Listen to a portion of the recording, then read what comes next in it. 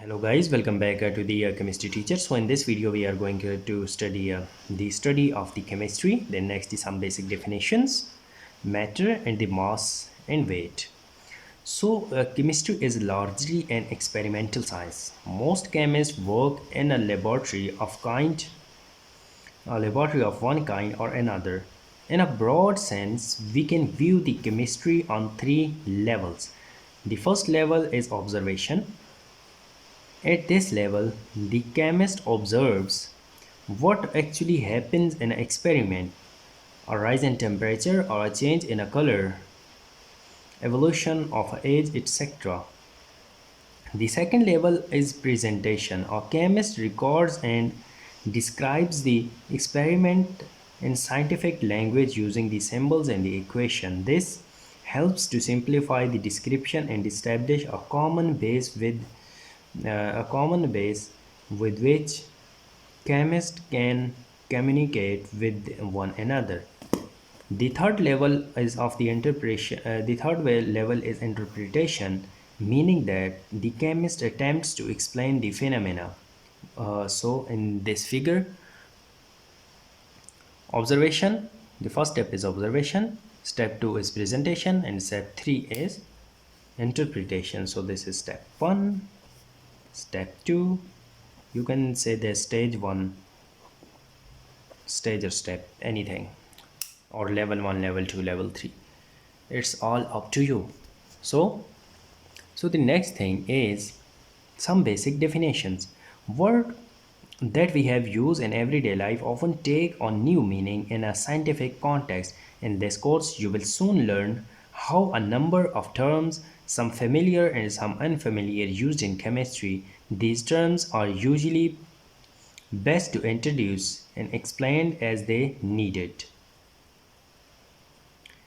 Their proper context, however, a few of them are so important and fundamental that they are necessary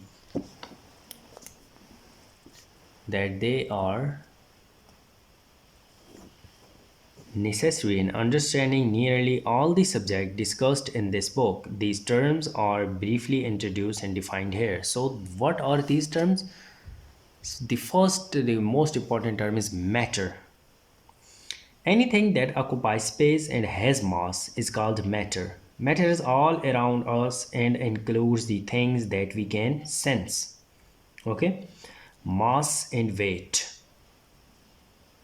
So, mass is a measure of the quality of a matter in an object. The term mass and weight are often used interchangeably, although strictly speaking they refer to a different quantities. In scientific language, weight refers to the force that gravity exerts on an object. An apple that falls from tree is pulled down by the earth gravity. The mass of the apple is constant and does not depend on the earth gravity uh, on the location, but its weight does.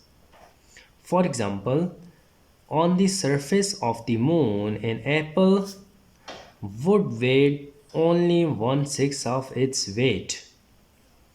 On the earth,